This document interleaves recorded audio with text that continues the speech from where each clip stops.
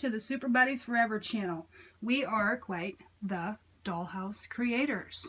We thought it would be helpful to give you a video on museum wax and how to stick things that seem hard to stick and make bigger, better things in your dollhouse. An example is like this. You usually wouldn't do that because it would fall all over. But in our case, nothing falls over. Stay tuned to see how we use museum wax for dollhouse decor. This is museum wax. I'm sure there's many brands. This one just happens to be one we tried first and seems to work well. Its consistency is kind of like a balm. It's a little firm,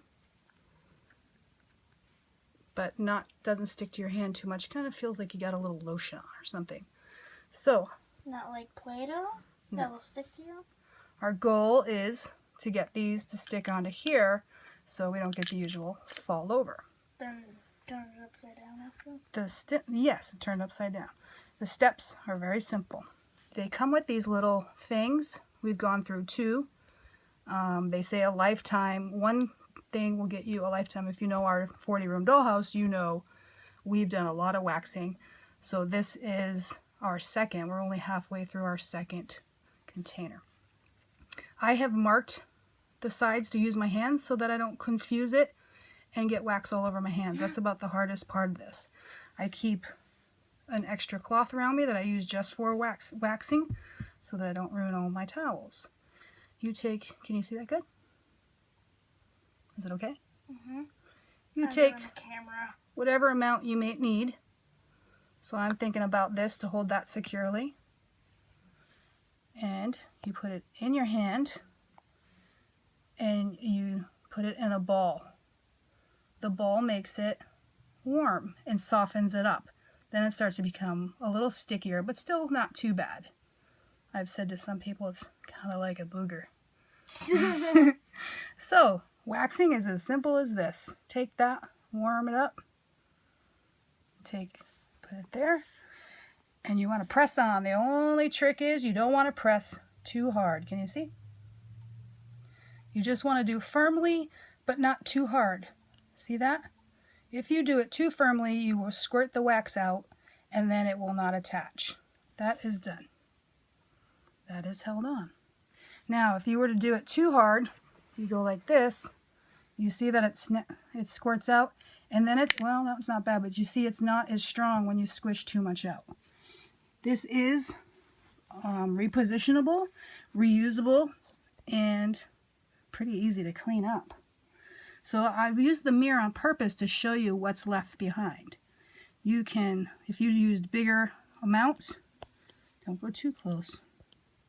If you use bigger amounts, you can get some off, reuse it, or, now see I could reuse that on there, and just stick another one on. And it works again, or you could wipe it off. So with that rag I have handy, I just do that, and then if you can see on the mirror, the residue is gone. It is that simple. We have these ones, and of course those are easy because they're flat. As most of us with 1/6 know, we get a lot of these hollow things. I have tried to put some on there and it does work. It is a pain in the butt, and I have found another way. This is a tip for you. I have my glue gun here, which I keep on this so I don't get stuff all over. Here is the best trick ever. Take some glue gun, and instead of using it to stick, because we know these plastics don't stick to plastic, we're going to fill that up and we're going to make our own base. So use the glue gun to your advantage. That's okay. And fill it up. Careful. Yeah, we're going to do a couple to show you. Parent supervision Yes, required. very right. Because you can get burnt with it. That's right. Once. So, Oh, a scar? Oh. okay, so we can do those upside down. Are you getting that? Those upside down. You don't have to get that close, baby. So, just let them dry. This works on many other, oops. That one reminds me of like a candy swirl. Of course this stuff is a panda, but you're way too close. Okay. Actually, let's do it this way. We'll use this. There we go. There. Hot glue guns are Okay, cranky. over here. Do this one the right way. Put some in. Yeah, you can try and be neat about it. I set them upside down so they'll kind of sink in there and make me a base. And we're going to let that dry while we go over here and quickly just do some more to show you. By the way, this container is approximately about $5, I think it was. But you got it off of eBay. Yeah, but in general, your cost is about $5, $6. So we'll do a couple more of these just to show. I tend to try to use my left hand, one hand for doing all the waxing, and keep my right hand with the rag handy so that I can wipe my hand and my fingers at all times. Otherwise, I'm going to get waxy fingerprints all over. So here's a few more. Simple as that. Doo-doo.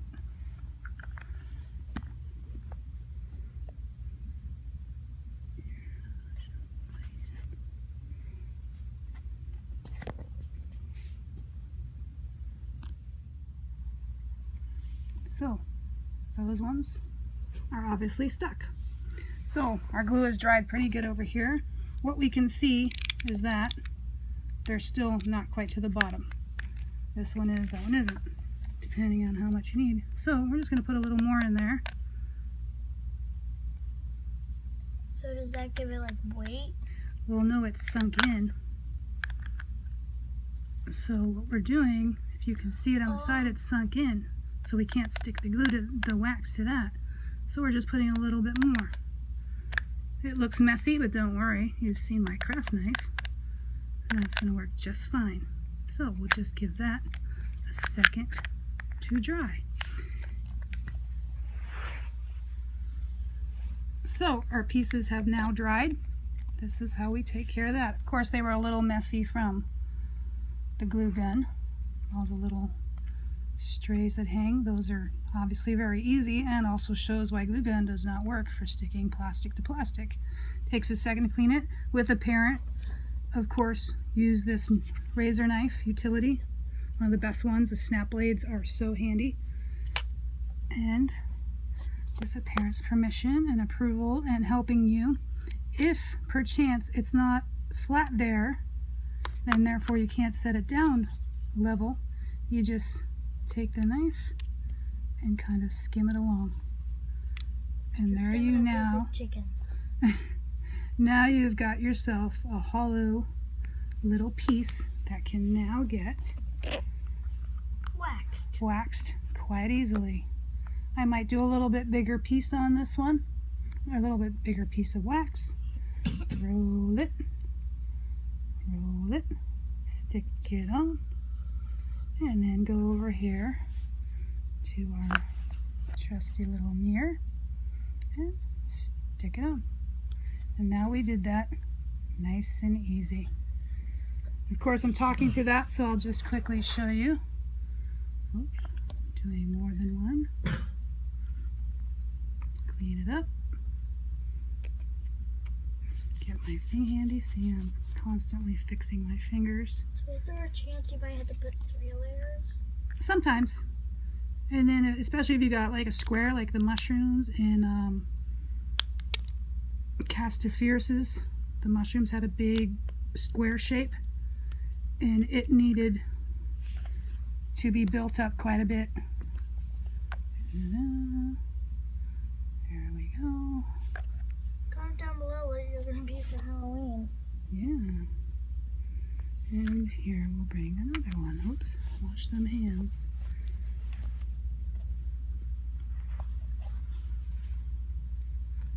As you can see, that towel, always handy. And I use the same one all the time. I wash it every now and then. Check my thing. You could easily use your knife if you got a little too much. Whichever. And looks like I need a snap on this. It's a little dull, but it still does the job. Over here.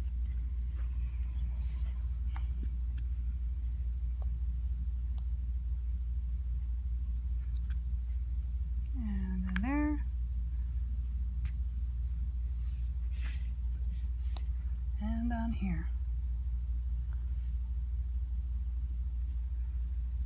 Now, as you can see, those are all stuck. They look good. You can place them wherever you want. And they're all stuck. You can move them any which way you like. And if you accidentally tap it or like hit it or even something. For strength, you can see that can handle quite a bit. You can hit it, and you know, see this one is a little bit loose, so you might have to just press it a little bit firmer, or it might need a little bit, or it might need to shape. But wax is easy, so let's pull all these off. You see we have all this residue. As you said, we could reuse it, put it back in the thing, or we can just wipe it off. And of course it is wax, so it is a little sticky. It wouldn't be going to a mirror all the time, so it wouldn't have to be as perfect. Like I said, I thought the mirror would show quite perfectly what kind of residue it leaves on. And there we have the mirror. And it's pretty darn clean. Okay, here we have Luna. Here's another application for museum wax that comes in very handy. If you're posing your dolls, if you noticed her in the dollhouse, and you want something cute, so we have this cute little butterfly we painted that was a plastic piece. So we want to stick that in her hand. How else would you do that? You could use a rubber band, and sometimes it works, sometimes it doesn't, depending on the piece you have. But in this case, we can wax it on. Yay. Knowing it is not permanent, it is removable, it is repositionable. So, same idea. See, I was touching that, so I immediately grabbed my towel to wipe my hands while I'm rolling. Make that warm, and then I'm going to put a little bit. If you get bigger pieces, like plates, I found I used 3 to make them very secure. So, clean my hands. Always cleaning my hands with that. So when I touch her, I don't put wax on her. And just like that. She now has a butterfly in her hand. Yeah, like her little friend. Hi, butterfly, you're my cousin. Well, we're at the sports area. Yeah, we wanted to show you more applications, like when you want to have a nice sporty position and your dolls are all set up. And how else would you get this ball to stick to the hand? Because they are playing casket ball. I already pre-did this with 3 pieces, so you can get an idea of the size. And all we do is get his hand, give him a little pressure. Oh, I want the Monster High to show. And get him ready and push it in. And there we go. So that holds the weight of that basketball. We used to have literally the ball was like on his face a little bit. Yeah, and you can move it around, do it any way you want. And then you gotta admit, when you're making positions and poses in a fun and especially active room, he sure looks really ready to shoot in this position with his ball. Go Deuce! Woo! Make a basket! Wait, did I? Another little useful application for poses, it does stick to paper. So this one's already there. You can see where we use this position, where Laguna is at the copy machine, making photocopies, so she's holding on to one.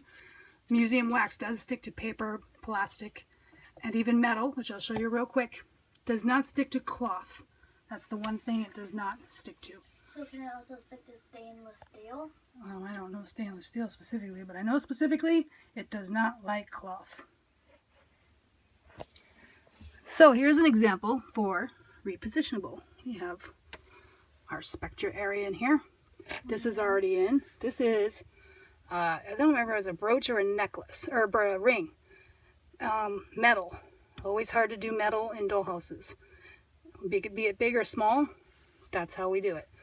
So this piece, all you do to get it off, this one's a little more secure because there's more pieces. Just turn it, and off it comes. Now you can see the residue. That's been up there for a while. That might need a little paint, honestly. But it's off. You can see the weight of that piece and how it was waxed. and use that for your mental notes. Can hold a lot with very little. So repositionable can be, now mind you that mess is on there, but what you can do if you want to reposition, and that is a flat paint, so that might be why it's doing that. The stuff is here. You can pull it off and start over, or you can just kind of pinch it back up to make it not be squirted all the way down. See that? Always have my towel handy. Wash my hands. And then you can put it anywhere you want.